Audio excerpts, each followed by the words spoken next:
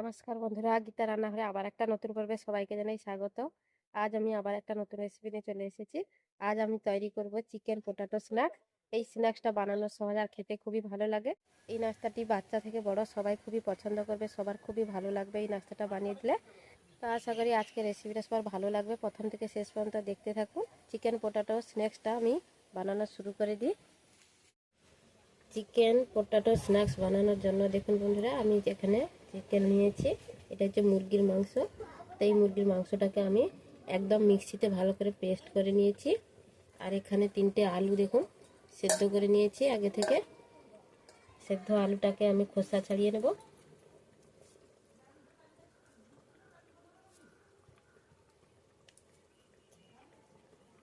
এভাবে আলুর খোসাটাকে ছাড়িয়ে নেব। তো আলুটাকে দেখুন আমি খোসা ছাড়িয়ে নিয়েছি, দিয়ে হাত দিয়ে আমি ভালো করে ম্যাশ করে নেব আলুটাকে।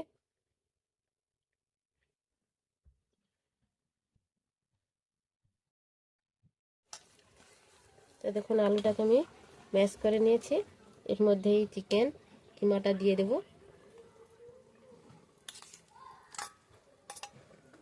চিকেন কিমাটা দিয়ে দিলাম। তো এর মধ্যে আমি একে একে কিছু মশলা অ্যাড করব। প্রথমে দিয়ে দিলাম হলুদ গুঁড়ো পরিমাণ মতো, স্বাদ মতো লবণ দিয়ে দেব।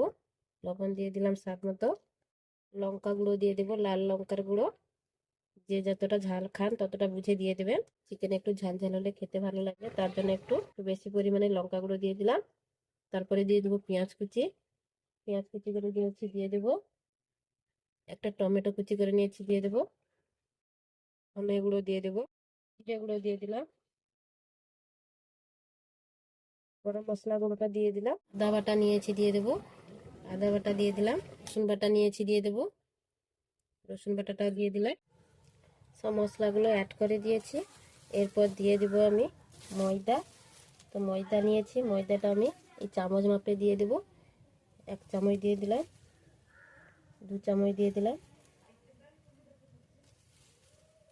4 চামচ ময়দা দিয়ে দিলাম। এরপর দিয়ে দেব চালের গুঁড়ো, 2 চামচ চালের গুঁড়ো দিয়ে দিলাম। সব কিছু দিয়ে দিয়েছি, এবার ভালো করে মাখিয়ে নেব।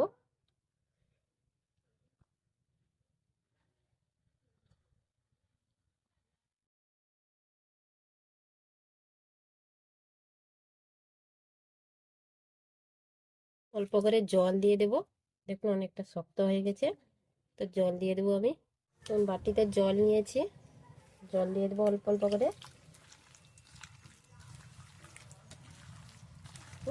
সব কিছু ভালো করে মাখিয়ে নিয়েছি এইভাবে। তো আমার মাখানো হয়ে গেছে। এরপর আমি এই নাস্তাটাকে ভেজে নেব। নাস্তাটা ভাজার জন্য উনুন ধরে একটা কড়াই বসিয়ে দিয়েছি। কড়াইতে আমি সাদা তেল দিব। কড়াইটা গরম হয়ে গেছে, অল্প করে সাদা তেল দিয়ে দেব। তেলটা গরম হয়ে গেছে।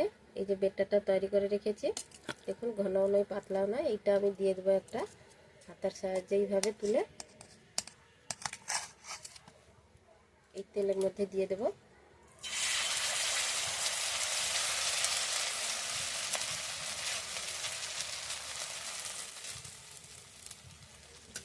তেলের মধ্যে দিয়ে দিয়েছি। তো হালকা আছে এগুলো ভাজবো, বেশি জাল দিলে পুড়ে যাবে। চিকেন আছে, চিকেনটা সেদ্ধ হবে না, ভালো লাগবে না খেতে। একদম কম আছে এগুলোকে ভেজে নিতে হবে।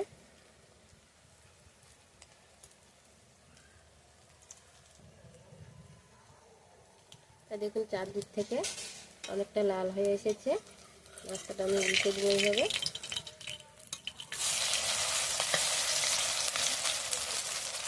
উল্টে দিয়েছি। এইভাবে উল্টে পাল্টে আমি এই নাস্তাটাকে ভেজে নেব। তো দেখুন উল্টে পাল্টে আমি ভেজে নিয়েছি, তুলে নেব। একটা হয়ে গেল আবার, আবারও আমি দিয়ে দেব।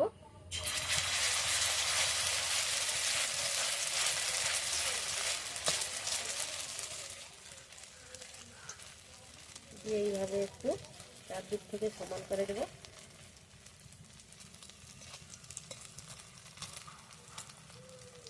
একইভাবে ভেজে নেব। তো দেখুন এক পাশ হয়ে গেছে, উল্টে দেব।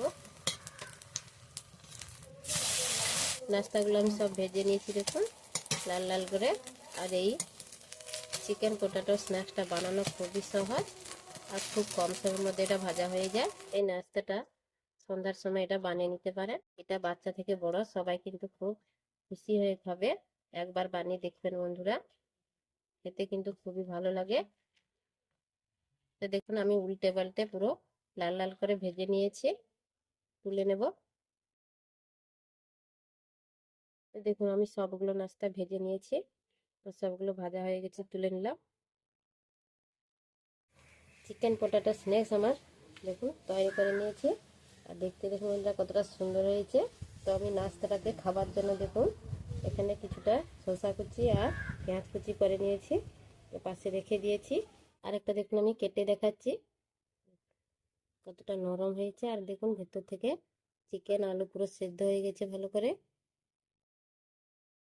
পরেরটা দেখুন দেখতে কতটা সুন্দর হয়েছে, কতটা সুন্দর কালারটা দেখুন।